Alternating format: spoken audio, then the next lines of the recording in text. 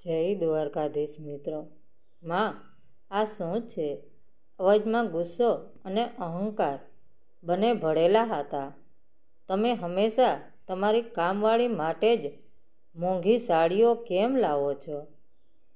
ગઈકાલે પણ એક લઈ આવ્યા, તે પણ અમને કંઈ કહ્યા વિના. જે કિંમતી સાડીઓ તમે અમારી વહુ હેતલ પર પણ નથી લેતા, એવી ઘરેણાં અને કપડાં તમે ઘરકામવાળી માટે લાવો છો. આખરે તમે સાબિત શું કરવા માગો છો? તમારી નજરે હેતલ અમારા ઘરની વહુ અને એક કામવાળી છોકરીમાં કોઈ ફરક નથી? રાજીવ ગુસ્સામાં લાલપીળો થઈને બોલ્યો. બારણાની ઓટમાં ઊભી રહેલી હેતલના હોઠ પર હળવી શ્રીમત રમતી હતી, કારણ કે રાજીવને આ બધું તેણે જ કહ્યું હતું. ફરક તુલના શાંત અવાજે લલિતાબા એ કહ્યું. બેટા, બહુ ભારે શબ્દો છે. ખેર, તને ખબર છે ને આજકાલ વહુનું મુખ્ય કર્તવ્ય શું માનવામાં આવે છે? સાસુની મિલકત પર નજર રાખવી, લલિતાબાએ ગર્વથી ઉમેર્યું. અને હા, હું જે કરું છું તે વિચાર્યા વિના નથી કરતી.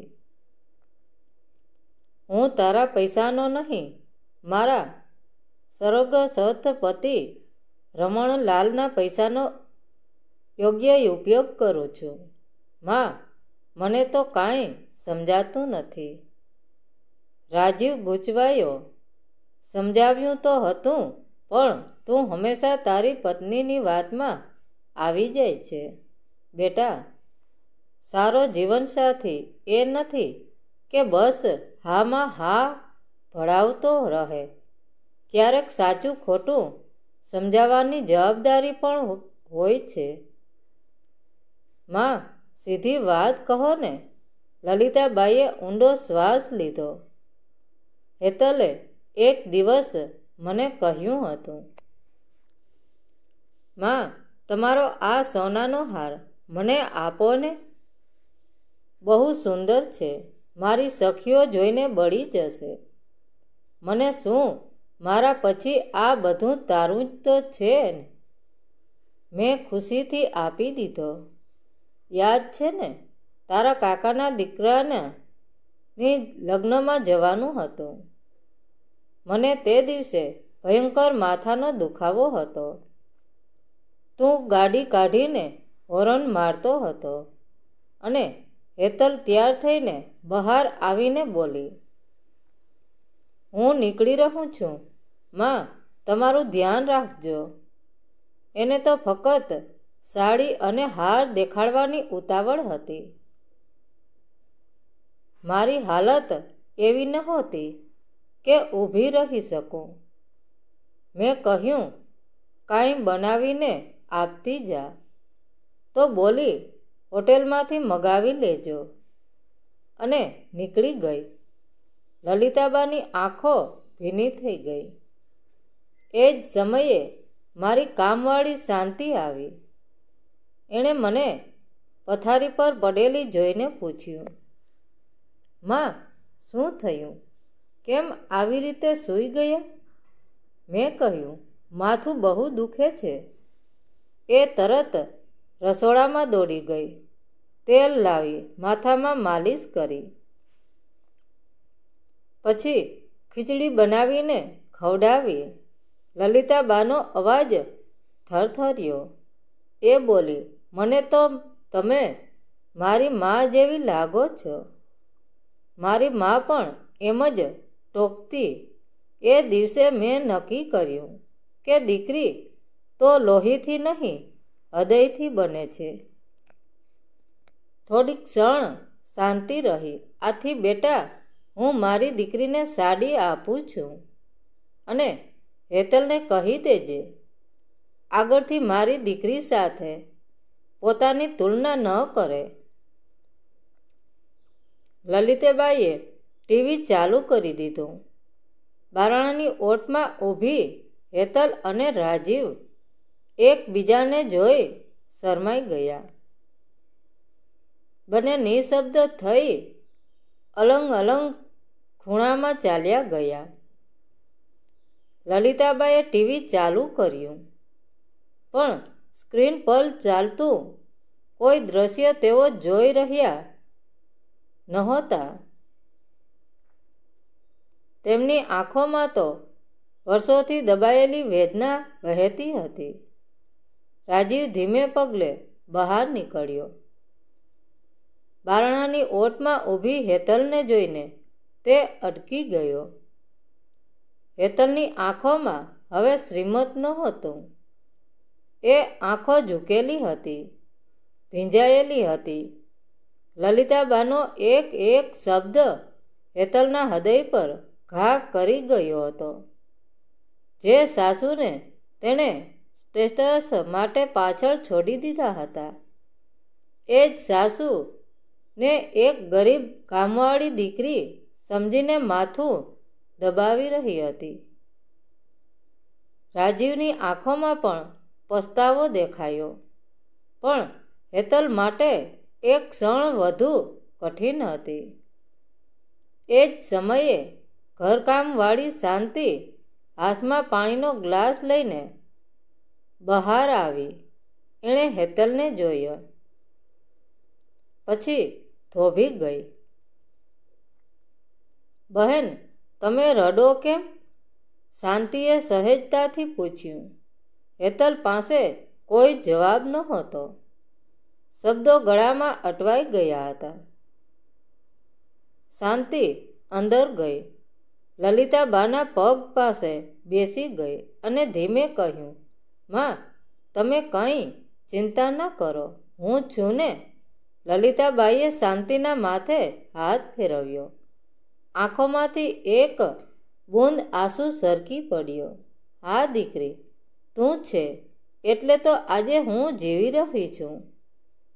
બહાર ઊભી હેતલ એ દ્રશ્ય જોઈને આંખો બંધ કરી દીધી.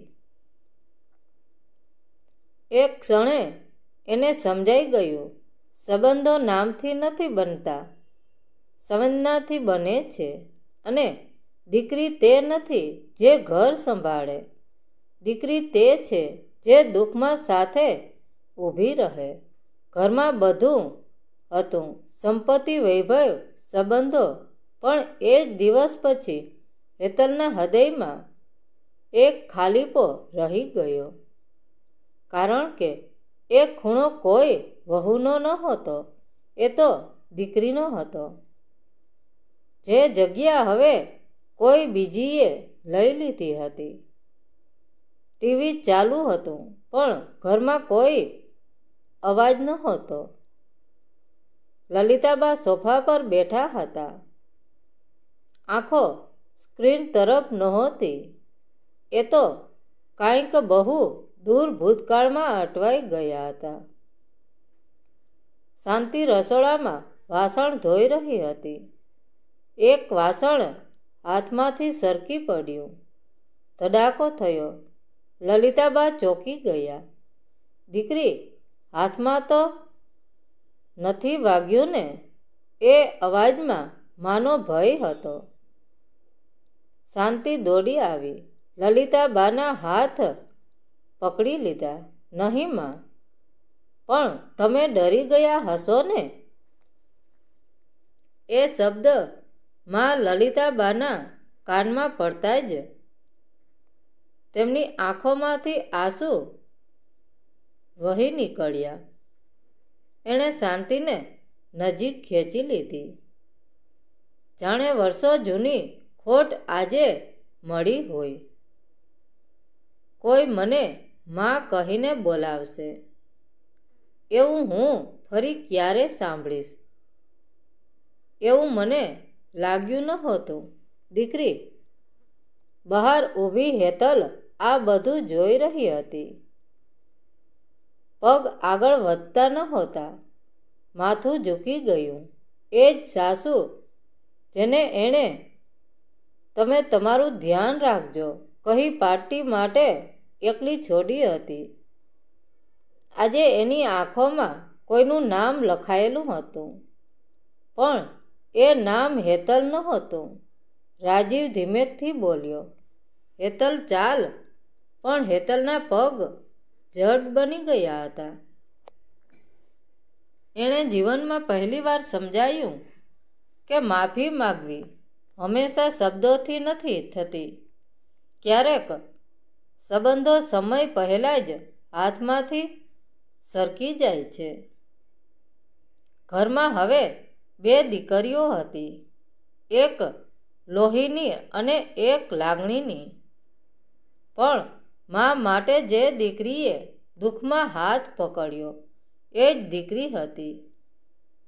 રાત પડતા લલિતાબાઈએ દરવાજો બંધ કરતા પહેલાં એક ક્ષણ થંભી કહ્યું, દીકરી, લાઇટ બંધ કરતા પહેલાં થોડી વાર અહીં બેસી જજે. અંધારું મને ડરાવે છે. શાંતિએ ધીમેકથી કહ્યું, હું અહીં જ છું માં, ક્યાંય નથી જતી. એ વાક્ય હેતલના હૃદયમાં છરીની જેમ ઉતરી ગયું, કારણ કે એ સમજી ગઈ હતી કેટલાક હું છું ખૂબ મોટા બોલાયેલ તો અર્થ ગુમાવી દે છે, અને કેટલાક સંબંધો જીવતા જ અંત પામી જાય છે. રાત ઘણી ઊંડી થઈ ગઈ હતી. ઘરમાં બધા સૂઈ ગયા હતા. ફક્ત લલિતાબાના રૂમના નાની દીવો બળતો હતો. શાંતિ પલંગ પાસે જમીન પર બેઠી હતી. લલિતાબાનો હાથ પોતાના હાથમાં લઈને, માં, ઊંઘ નથી આવતી? શાંતિએ ધીમેકથી પૂછ્યું. લલિતાબા હળવેકથી શ્રીમત કર્યા, આજે બહુ શાંતિ છે દીકરી. ઘણા વર્ષો પછી થોડીક ક્ષણ પછી એમણે આંખો બંધ કરી. શ્વાસ ધીમો થઈ ગયો. શાંતિએ નરમાઈશથી કહ્યું, માં, હું અહીં જ છું. કોઈ જવાબ ન આવ્યો. શાંતિએ હાથ દબાવ્યો, પણ આ વખતે એ પકડમાં કોઈ ગરમી નહોતી. ભોર થતાં જ ઘર ગુંજી ઉઠ્યું. ડૉક્ટરે એક જ વાક્ય કહ્યું, એ શાંતિમાં ચાલી ગયા છે. રાજીવ તૂટીને રડી પડ્યો. હેતલ પથ્થર જેવી ઊભી રહી ગઈ. પણ લલિતાબાના ચહેરા પર એક અદ્ભુત શાંતિ હતી. હાથમાં હજી પણ શાંતિના હાથની પકડ હતી. અંતિમ વિધિ પછી જ્યારે બધા લોકો પાછા ફર્યા, શાંતિ એક ખૂણામાં બેસી રહી. હેતલ ધીમે પગલે એની પાસે આવી. શાંતિ, માં તમને દીકરી માનતા હતા.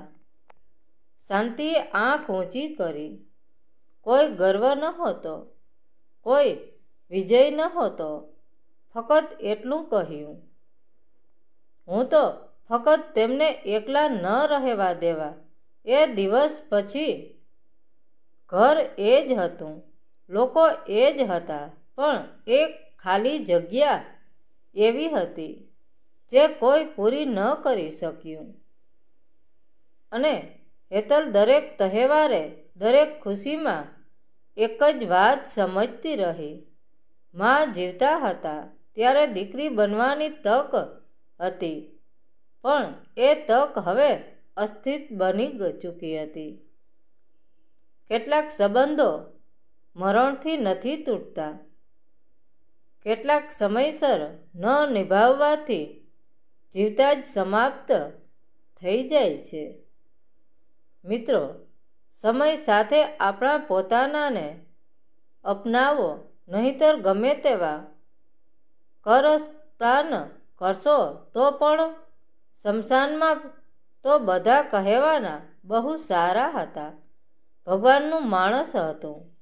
પરંતુ કોઈના દિલમાં જીવંત રહેવા કંઈક સારું કરવું જોઈએ. તમારા કોમેન્ટની રાહમાં છું. મિત્રો, વાર્તા કેવી લાગી? સારી લાગી હોય તો કોમેન્ટ કરીને જરૂર જણાવજો.